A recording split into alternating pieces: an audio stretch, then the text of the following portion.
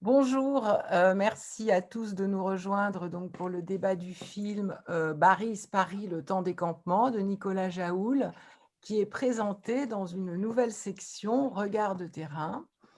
Nicolas Jaoul donc, a réalisé un film il y a quelques années qui a été présenté également en compétition internationale et qui s'appelait Sangarche, le temps de la lutte.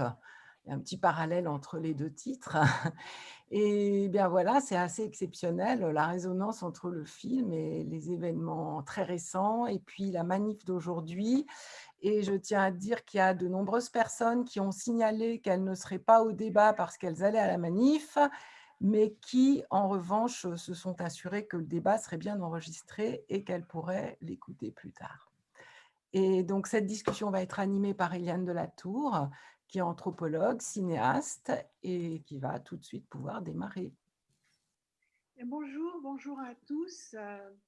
Salut Nicolas, ravi de te voir Salut. ici dans ce festival et dans cette section nouvelle que nous avons initiée, donc Regard de terrain, qui est une section qui est à côté de la compétition et destinée à des films qui correspondent à des recherches sur le temps long, à des recherches qui plus réflexive et comme son nom l'indique, avec du temps passé avec les gens sur le terrain qui induit des formes de cinéma particulières.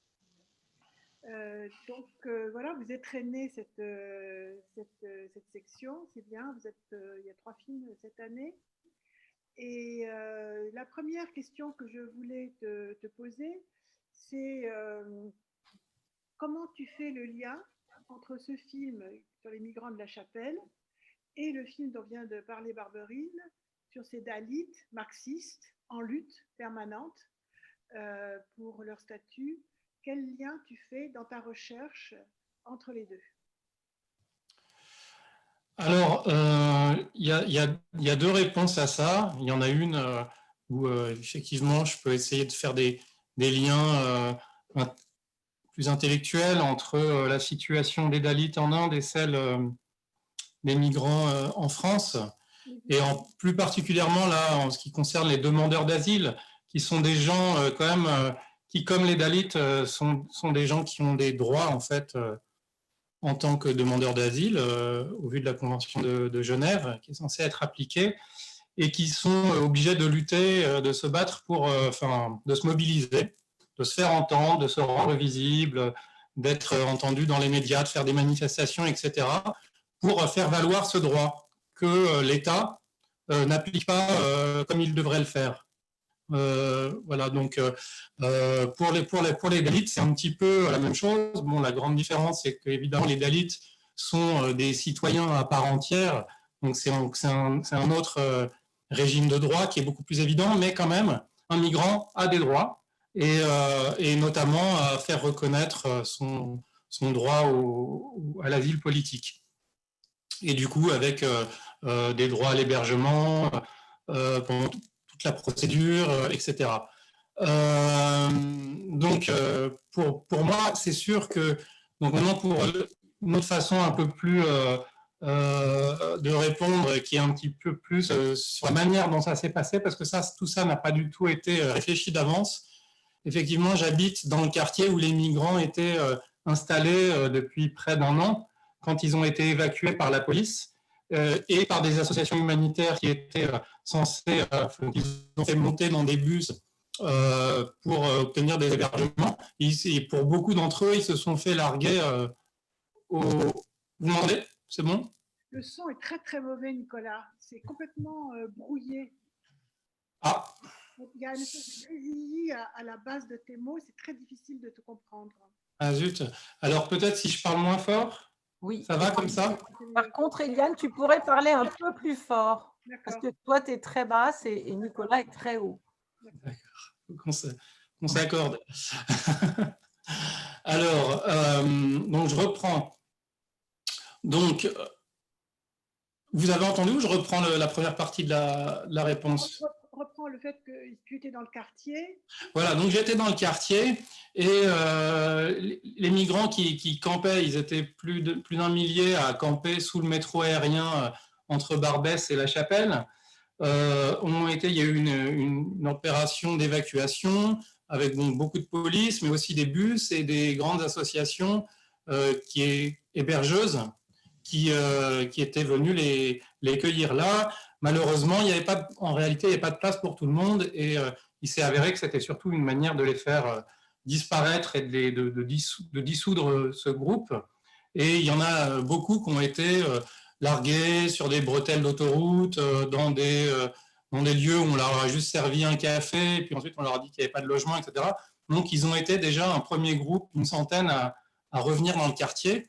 Et moi, habitant voilà, au-dessus de l'endroit où ils sont revenus, c'était devant l'église Saint-Bernard. Donc j'ai vu par ma fenêtre qu'il y avait des migrants qui essayaient de rentrer dans l'église et qui étaient empêchés et coursés par la police. Donc je suis immédiatement descendu avec mon petit appareil photo pour filmer ce qui était en train de se passer, qui me paraissait assez choquant et qui en plus rappelait voilà, les événements de l'église Saint-Bernard en 96.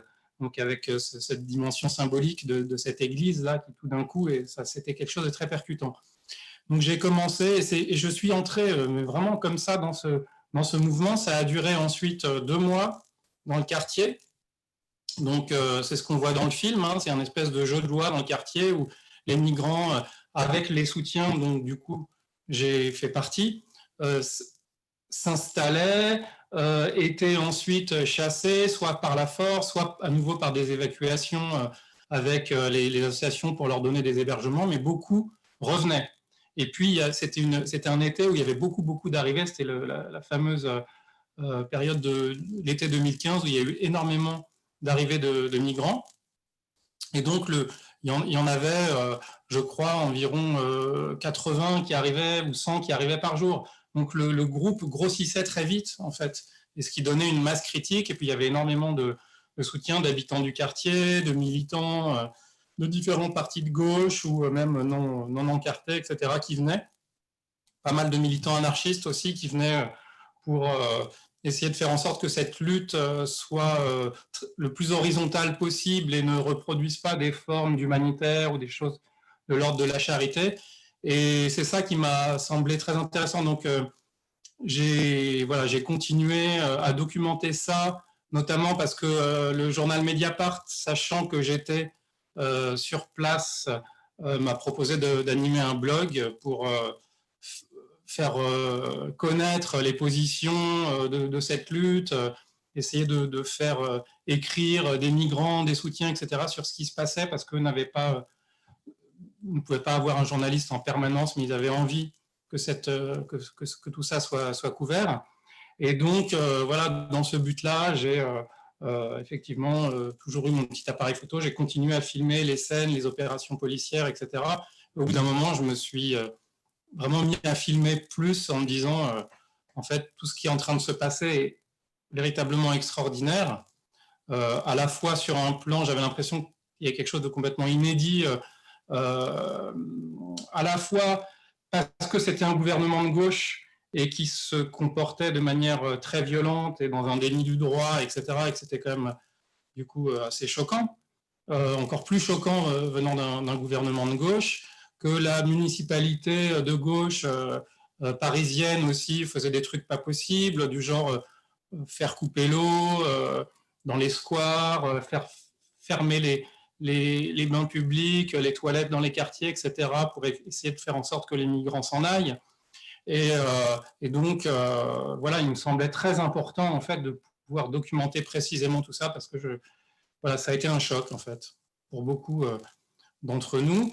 Et donc, c'était un choc pour les migrants, parce qu'ils disaient souvent, on est arrivé dans le pays des droits de l'homme, et ils pensaient être vraiment arrivés et pouvoir enfin être soutenus et pris en charge dans leur demande d'asile. Et en fait, ils se prenaient, c'était des rafles, des opérations policières, des choses, comme je vous dis, fermeture de l'eau, etc. Enfin, ils étaient vraiment pas traités du tout de manière humaine. et dans un déni complet de leurs droits et de leur dignité. Et donc, c'était un choc pour eux, et c'était un choc pour nous aussi, les soutiens qui étions à leur côté, parce que bon, il y avait évidemment déjà des militants aguerris qui connaissent, qui avaient déjà milité avec les sans-papiers, etc., qui n'étaient pas très surpris. Mais pour des néophytes comme moi, il y en avait beaucoup, bon, c'était très, très surprenant, très choquant ce qui était en train de se passer. Donc ça a été un choc politique. Voilà. Et tout ça, un an avant Nuit debout, avant les Gilets jaunes, etc. J'estime qu'on a vécu là, à l'été 2015, pour tous ceux qui étaient là sur ces campements, voilà, quelque chose, une prise de conscience qui est arrivée ensuite, plus tard, dans d'autres mouvements, en fait, depuis 2015. Mais il y a vraiment eu, pour moi, quelque chose de précurseur. Si on essaye de ramener ça, ton engagement, à ton engagement dans la recherche, en fait, tu es quelqu'un d'extrêmement engagé à gauche. Ce n'est pas par hasard que tu es allé en Inde pour travailler sur des Dalits marxistes qui étaient en lutte, et tu as aussi filmé leur lutte, et que ton objet, en tant que chercheur engagé, ce qu'on appelle souvent la recherche-action, où tu participes aussi, t'amène à regarder, analyser et en même temps être affecté par ce qui se passe devant toi. C'est-à-dire, c'est à la fois un mouvement d'engagement et de choc, comme tu dis, tu es affecté, comme le disait Jeanne Fabré-Saada, et tu réfléchis et tu produis quelque chose. Donc, il y a bien une ligne des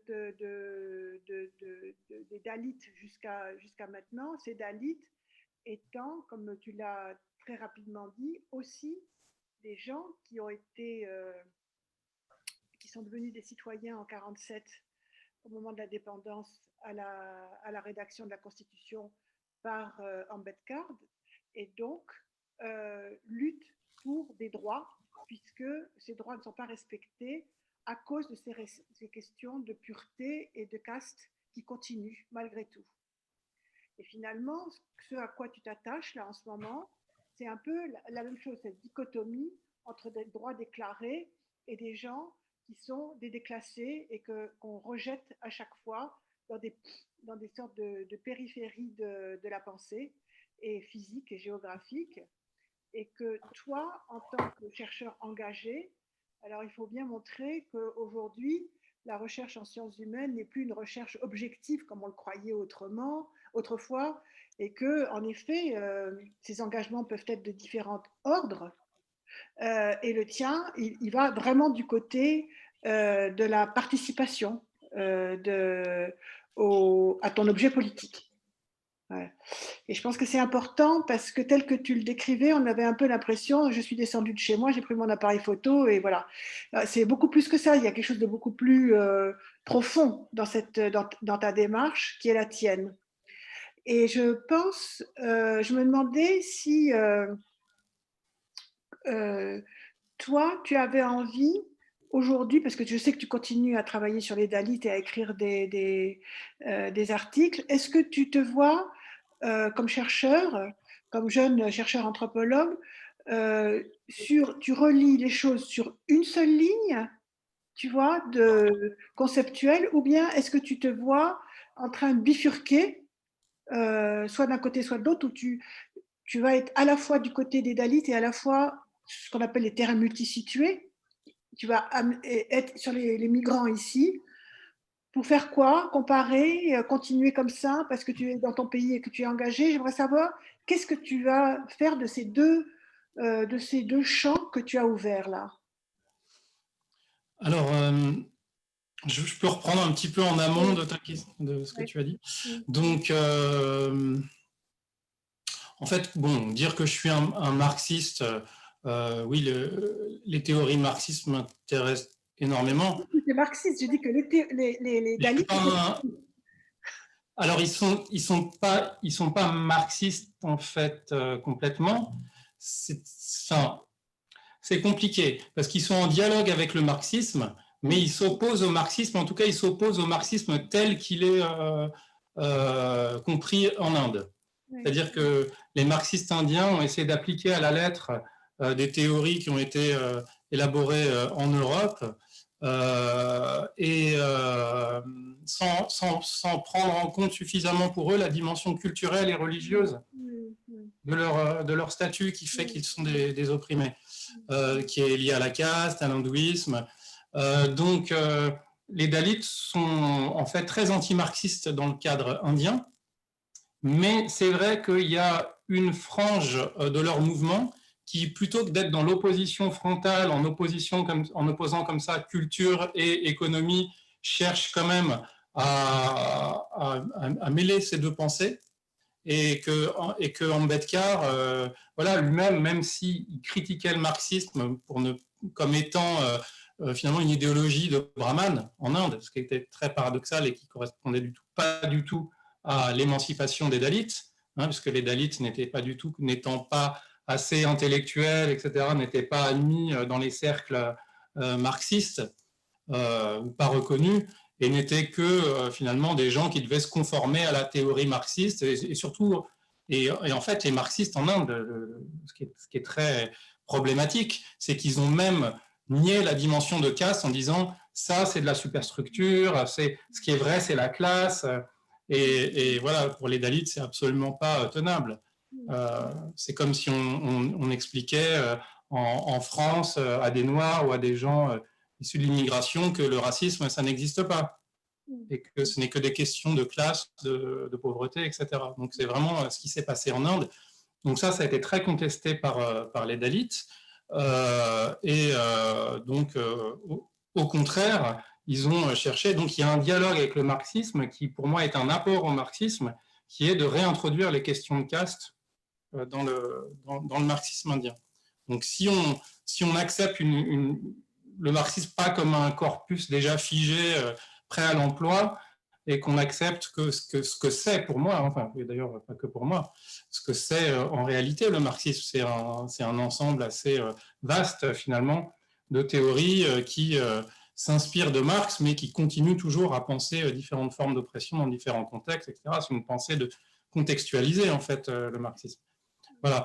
Donc, ensuite, la deuxième chose sur laquelle je voulais réagir, c'est quand tu dis, oui, tu donnes l'impression que tu es descendu comme ça et que ce n'était pas réfléchi. C'est le cas en vérité. C'est vraiment comme ça que ça s'est passé. Je n'étais pas du tout spécialisé sur la question des sans-papiers. Évidemment, j'avais déjà été à quelques manifs et lu leurs journaux et lu Abdelmalek Sayad. Et donc, bon, voilà, j'avais quelques bases sociologique là-dessus, mais ce n'était pas mon sujet. Je voudrais juste te faire une petite citation de Pasteur qui disait « Le hasard ne touche que les esprits préparés ». C'est exactement. Ben, c'est ce que je n'avais pas la citation de Pasteur, mais effectivement, j'allais te répondre exactement ça. C'est-à-dire que, comme tu dis, la façon dont j'ai pu être affecté en vivant avec des Dalits, en étant proche des gens, etc. Évidemment, on est beaucoup plus affecté parce qu'on connaît les gens et qu'on est proche d'eux, de leur combat, etc. Donc ça devient beaucoup plus touchant, effectivement, et incarné. Et en fait, quand il s'est passé ça, moi, en bas de chez moi, quelque part, j'ai eu ce réflexe de me dire, là, il y a quelque chose qui est en train de se passer, parce que j'étais préparé à ça et ça m'a tout de suite touché.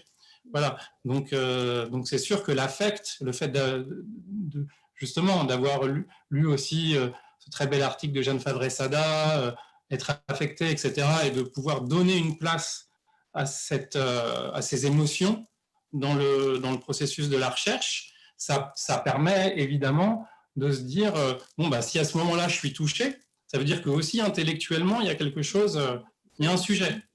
Voilà. Et les deux ne s'opposent pas, en fait. Et au contraire. Moi, souvent, c'est en essayant de décrypter mes émotions que je formule une pensée, par exemple. Je trouve que la pensée est déjà elle se manifeste parfois dans les émotions de manière pas dite, hein, plus indicible, plus implicite, etc. Et qu'après, il faut essayer de mettre des mots sur ce qu'on ressent pour retrouver l'idée, en fait. il faut préciser que dans les sciences humaines, pendant des décennies et des décennies et des décennies, l'émotion était exclue à tout point de vue. Ouais.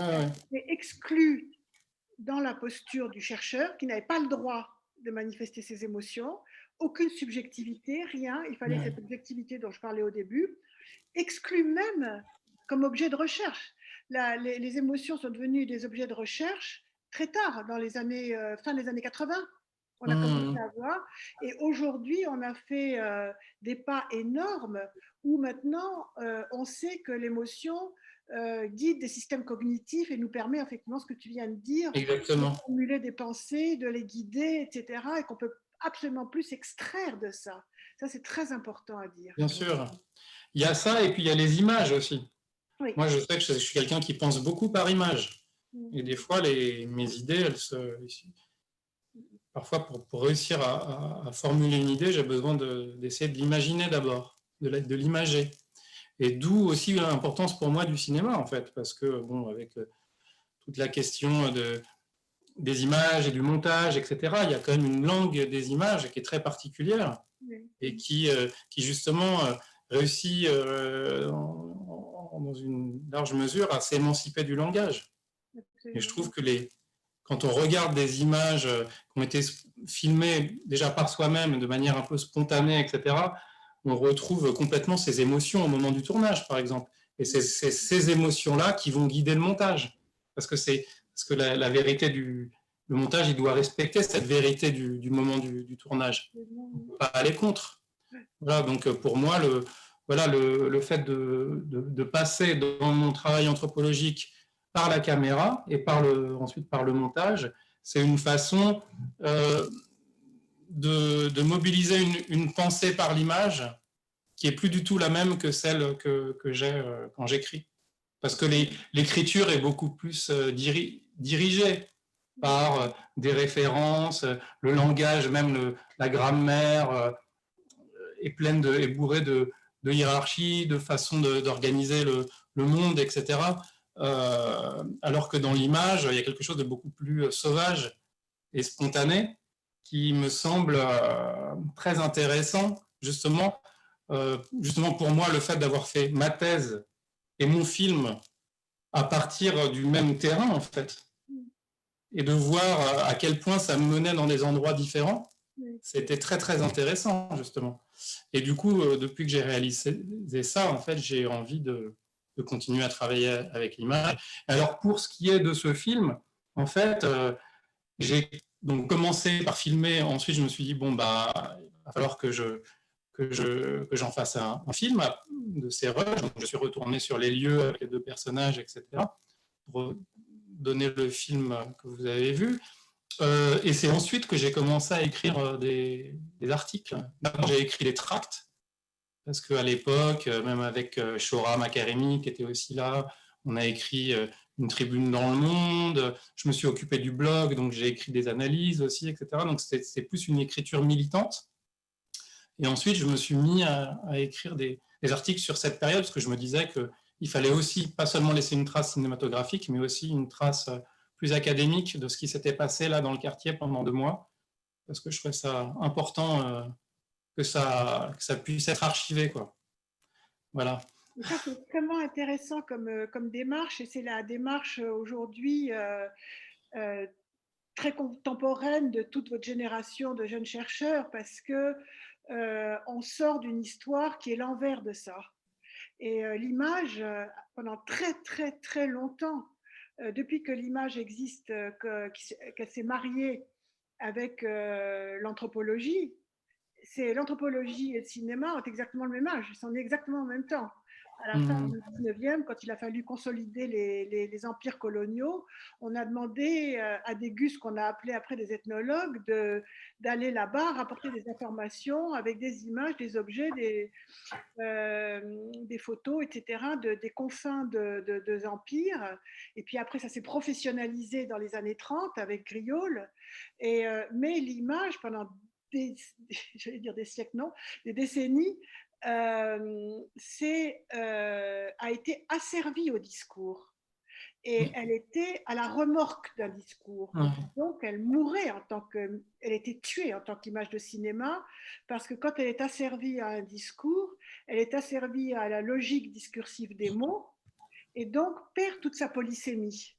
L'image, il y a quelque chose de sauvage. C'est en fait la polysémie de l'image et sa manière d'être lue, entre guillemets, j'aime pas du tout ce mot-là, mais sa manière d'être reçue plutôt, disons, entre guillemets, eh bien, ça touche à énormément de registres de perceptions différentes, d'émotions, d'intellect, d'éros, enfin d'éros, de logos, de tout ça à la fois en même temps, une image. C'est un transfert. Et, et donc, comme l'image n'était pas maîtrisable, l'institution, pendant très longtemps, jusqu'à vous, quoi, jusqu'à il y a, je dirais, 15 ans à peu près, a interdit quoi l'image. C'est-à-dire, c'était pas interdit, mais c'était un petit truc illustratif qui venait à côté d'une thèse, à côté d'un article. C'était illustratif. Et c'est là qu'elle perdait son pouvoir. Et aujourd'hui, on voit bien que votre génération et celle d'après sont en train de bousculer ces vieilles institutions qui ont fait de l'écrit un dogme. C'était une idéologie, en fait, de l'écriture. Et qu'effectivement, ces écritures se multiplient dans tous les sens, comme la tienne. Là, tu viens de donner une bonne démonstration, avec tous ces registres différents possibles, qui toutes renvoient des facettes de la réalité différentes. Mais ça a été très long, ce processus-là. Très long. Et il y avait en plus un dogme qui était que le documentaire était une vérité par rapport au réel. Donc, quand on acceptait l'image, on acceptait le documentaire en disant non, si ça fictionne, si c'est mis en scène, c'est pas bien. Ce qui est absurde, parce que toute image, bon, je ne vais pas répéter ça, ça fait 40 ans que je le répète, mais toute image est une mise en scène du réel. Et la fiction était vue comme une horreur, le diable, parce que le diable ment, quoi. Et il y a eu tous aussi cette bagarre sur vérité et document, et de faire comprendre que la vérité, elle est dans la construction d'un regard, point. Elle n'est pas dans le document. Mais c'est un processus qui a duré, et je vois avec bonheur que ça éclate maintenant et que les vieilles institutions sont obligées de plier le genou. Aujourd'hui, au CNRS, il y a, semble-t-il, des coefficients un peu comme au bac, et si le jeune chercheur qui se présente au concours sait maîtriser et montre qu'il a fait des films ou des documents visuels, etc., il a plus. À mon époque, c'était moins. Ça va dépendre des disciplines aussi, parce que par exemple, si tu compares la sociologie et l'anthropologie, c'est pas du tout la même situation. Oui, la sociologie visuelle est très... Ouais, il y a un seul département en France. Enfin, vraiment, il y a des gens qui se battent pour faire exister ça, mais vraiment contre plein de dogmes voilà, sur lesquels se sont construits cette discipline. Alors qu'en anthropologie, sans doute aussi grâce à Rouge, parce que depuis tout à l'heure, quand tu parles du statut de l'image dans l'anthropologie par rapport au discours et tout, ça me fait vraiment penser à différents films de Rouge aussi, avec ses premiers films qui étaient plus avec un commentaire, et puis ensuite où il a vraiment essayé d'aller vers le cinéma et affirmer la possibilité de faire un cinéma anthropologique qui est d'abord un cinéma, en fait, qui est d'abord du cinéma. Et qui m'a permis, moi j'ai eu la chance de l'avoir comme enseignant en 96, ouais, avant de partir en Inde, au département de Nanterre. Et voilà, c'est quelqu'un, c'est un pionnier, c'est quelqu'un qui a donné une légitimité à ça grâce à son nom, en fait, grâce à ses films. Il n'est pas le seul, hein, mais... Parce qu'il a été à un moment, au bon moment, the right man at the right place, parce qu'il y avait un mouvement international dans les années 60. Ouais. Il y a eu des réalisateurs qui ont pris ça en main au même moment que lui, avec Ricky Leacock, les frères Maisel, qui ont fait des choses prodigieuses aussi, Michel Brault au Canada, enfin ils sont très nombreux à avoir eu ce mouvement d'un cinéma vérité, entre guillemets. C'est pas une bonne c'est pas un bon truc, mais d'aller vers une vérité, en tout cas du cinéma, pour sortir des artifices, etc. Et ça a été un mouvement international dont on est tous nés aussi. Et je pense effectivement ça, mais tu vois, ce que tu dis, Rouge, il a été là tout le temps. Ça n'a jamais fait céder l'institution en anthropologie, en tout cas. Moi, j'ai eu, ça n'a pas été un chemin de rose pour moi, qui ai fait énormément de films et qui ai privilégié le cinéma par rapport à l'écrit. Ça a été très dur, hein, en commission 38, où on juge de nos travaux chaque année. Mais j'ai eu un blâme, j'ai eu plein de trucs, ça a été très difficile. Oui, c'était super dur. Et c'est pas parce qu'il y avait Rouge que ça a fait plier ça, cette manière d'évaluer les travaux des chercheurs, tu vois. Aujourd'hui, moi j'ai vu avec bonheur, c'était il y a 1 an, quand Stéphane Breton est passé directeur de recherche à l'école, ou 1 an ou 2 ans, 1 an, ça fait 1 an.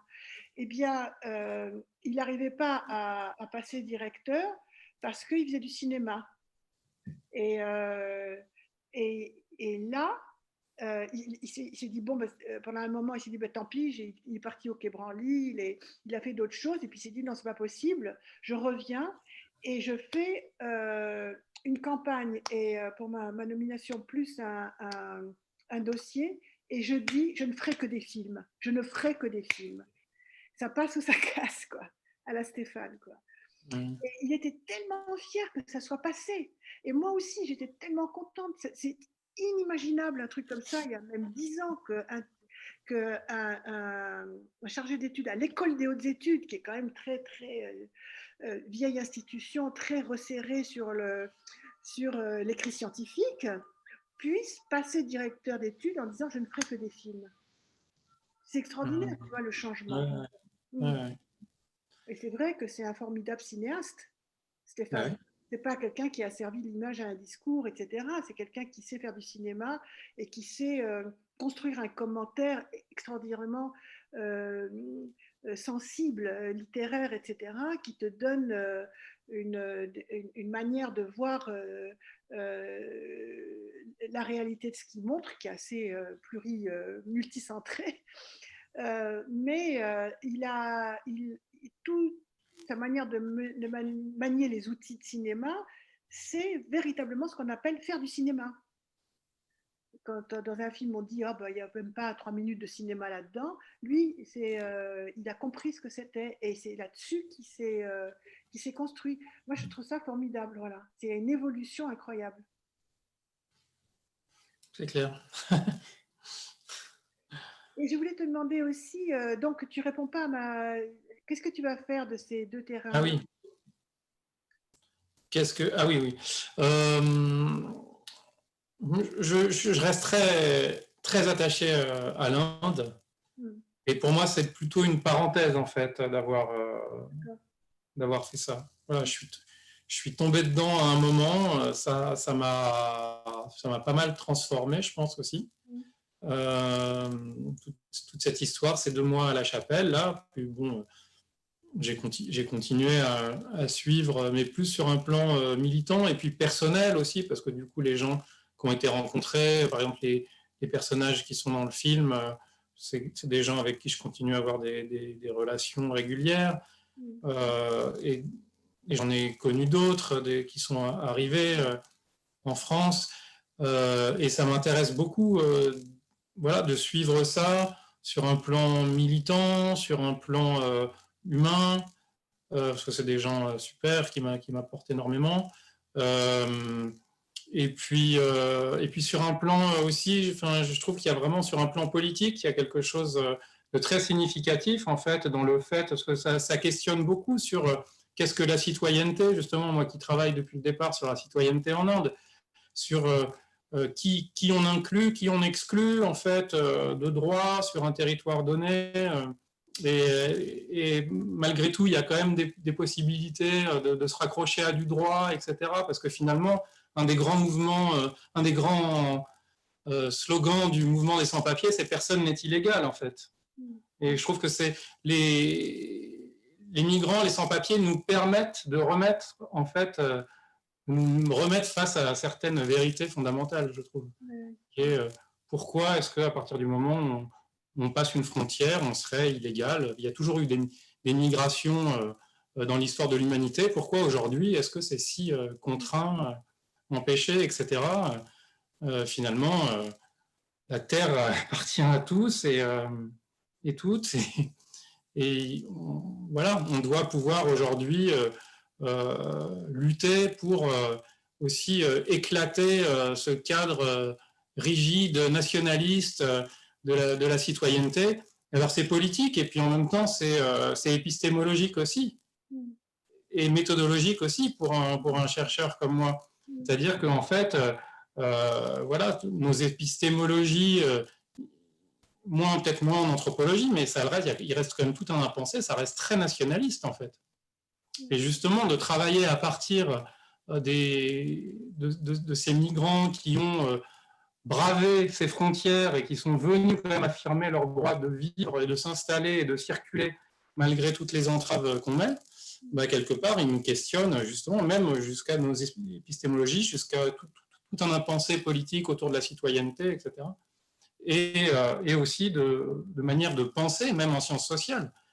C'est fou, moi, je trouve que ce qui est très enrichissant dans le fait de travailler avec des militants, pas que sur des mouvements, mais vraiment avec, c'est à quel point ils nous ouvrent les yeux sur plein de choses, sur plein de cadres de nos pensées qui doivent être finalement éclatés pour se donner, pour élargir nos horizons, quoi. Parce que là, et ça, le grand penseur de ça, c'est Abdelmalek Sayad, en fait, qui a été très reconnu tout de suite par Bourdieu, etc., mais qui a occupé une place très marginale quand même en sociologie et en anthropologie, et qu'aujourd'hui on redécouvre complètement à la faveur de toutes ces luttes de migrants, etc. Et et voilà. Et pour Sayad, la question de l'immigration, avant d'être une question sociale ou économique ou culturelle, c'est une question politique. Lui disait que l'exclusion politique des migrants est la matrice de toutes les exclusions. Donc la seule manière de lutter contre l'exclusion, c'est de lutter pour que les migrants aient des droits politiques et qu'eux-mêmes luttent surtout à la première personne. Et d'où du coup après toute la théorisation de quelle est la place des soutiens, etc., qu'on voit aussi dans le film.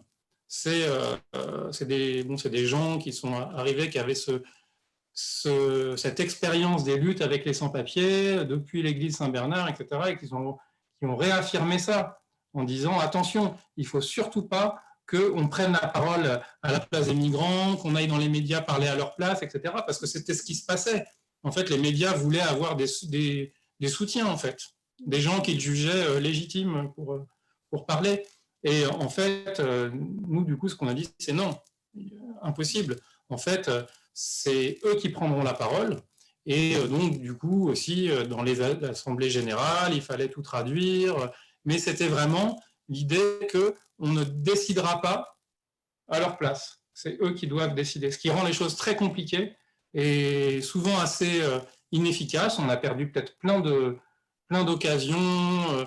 On a perdu un bâtiment qu'on occupait, etc., parce que les migrants se sont fait berner par des élus municipaux qui leur ont dit vous ne pouvez pas rester là, on va vous donner des hébergements, et puis ils se sont retrouvés au 115 après. Et les militants le savaient, ils avaient l'habitude de ce genre de choses, mais ils n'ont pas voulu décider à la place des migrants, en disant même si on perd ce bâtiment, il vaut mieux que ce soit eux qui fassent leur parcours politique et qui finissent par apprendre comment ça se passe. Voilà. Et ça a été un pari qui a été tenu. Et voilà, donc je me rends compte aujourd'hui qu'il a plein d'antécédents et qu'il a un antécédent même dans la théorie chez des gens comme Sayad. Voilà. Donc tout ça fait sens. Je voulais te parler de ton film lui-même. Ouais. Je trouve magnifique cette idée que tu as eue de cette double temporalité, de faire revenir les gens sur les lieux qu'ils avaient occupés et de se retrouver avec ce paradoxe extraordinaire, c'est que ce Soudanais qui s'est dit mais finalement on m'a casé, j'ai un appartement, une petite chambre, je sais pas quoi, et j'étais mieux dans le collectif. J'étais plus heureux, on était ensemble, on avait une lutte, etc. Et je trouve que ce paradoxe entre la solitude et la lutte, qui est lié à cette idée que tu as eue de les faire revenir, qui émerge à ce moment-là, est formidable. Parce qu'on voit que ça ne s'arrête jamais finalement. Tu mets ton film dans une temporalité continue, alors que s'il y avait une résolution par l'hébergement de ces migrants, on pourrait penser, ah ben ça y est, ils sont casés, tout va bien. Et en plus, ça met cette continuité dans la subjectivité des gens qui ont vécu ça. Et j'ai trouvé ça magnifique. Ton film tient en grande partie par cette deuxième temporalité, ce deuxième regard qui fait une superposition, une couche de plus sur l'entendement et la compréhension du mouvement qui sinon serait apparu comme totalement pagailleux ou comme les images qu'on pouvait voir dans la presse, alors que là, c'est réincarné une deuxième fois. Ouais.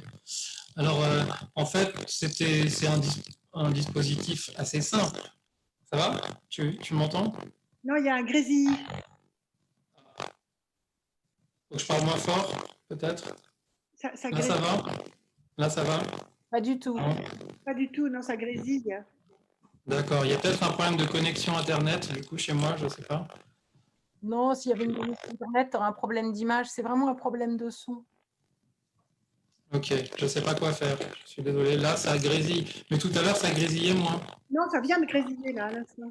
D'accord. Et là, ça va? Maintenant, ça va mieux? Non. Non, il faut baisser ton micro, Nicolas. Alors, je vais essayer de trouver. Tu vas dans Préférences Zoom. Préférence Zoom. Audio. Et là, tu baisses le micro légèrement. Mes préférences Zoom, tu sais où je trouve ça? Oh, à gauche. Oh, Nico, quand même. Information. Tu cliques sur Audio. Et tu baisses le niveau de micro.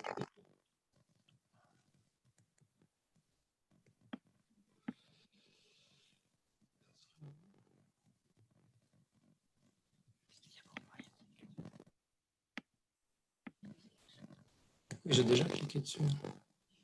Passer, quitter l'audio de l'ordinateur. Les paramètres audio, peut-être là. Ah oui, d'accord. Alors, attends. Le volume, niveau de sortie, microphone. Il est déjà très bas, je crois. Ah, J'ai l'impression d'un parasite là. Je suis désolé, mais est-ce que tu as mis en automatique le volume? Oui, il faut que tu ajustes en automatique. Tu as un truc automatique pour le volume et le bruit de fond aussi.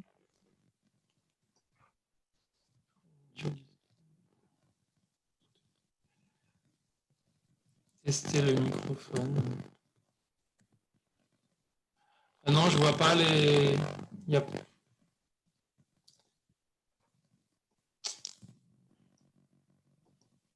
Niveau d'entrée.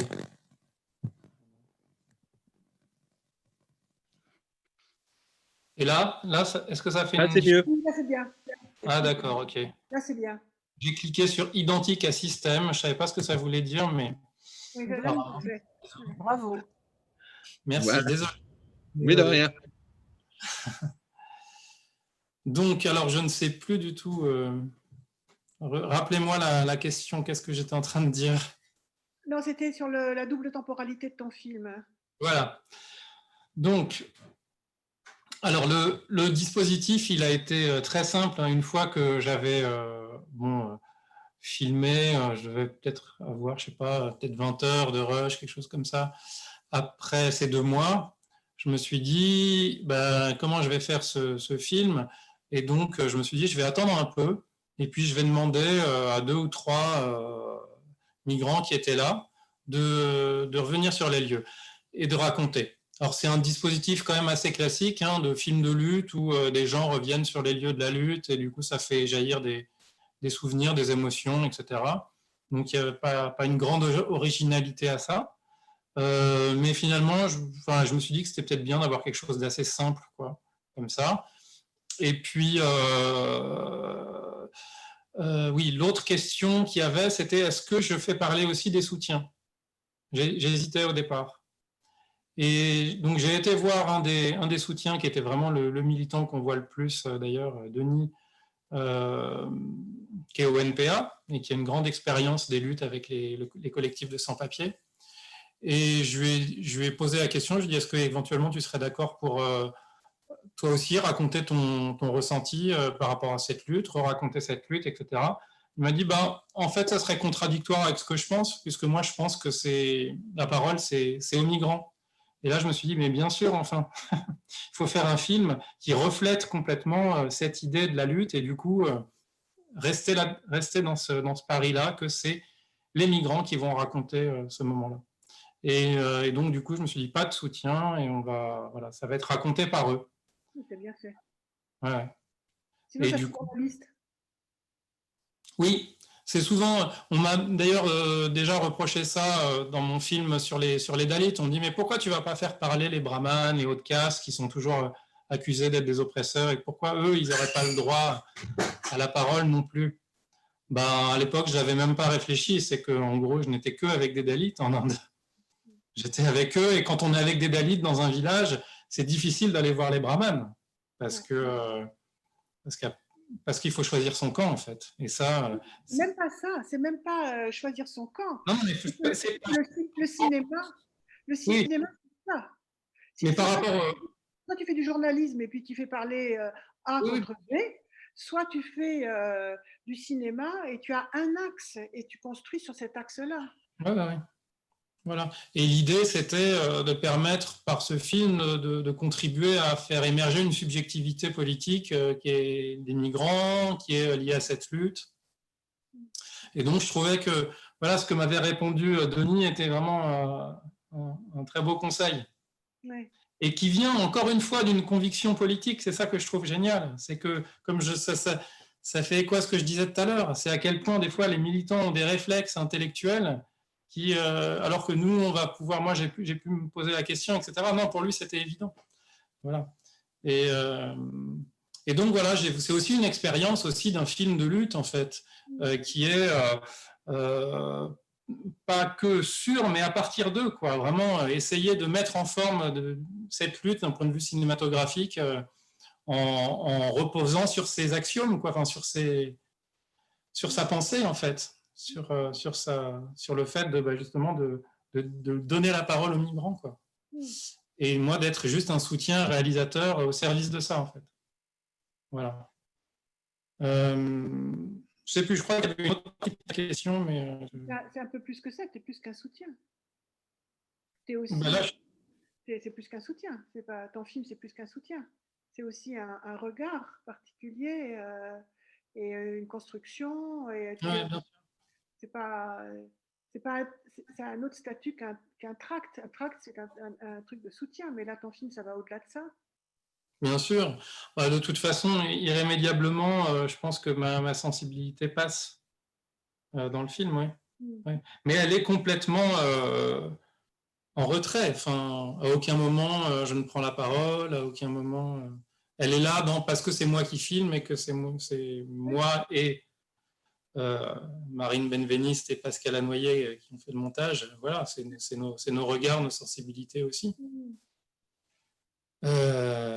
Mais mon point de vue n'est pas du tout mis en avant. On le sent, je te dirais quand même. Mais on le sent, mais tant mieux. Tant mieux. Et pour moi, c'est la place que ça doit avoir, en tout cas, donc tant mieux. On arrive au bout, là, je vois l'heure. Oui. Est-ce que Laurent et Barberine, vous avez quelque chose à ajouter?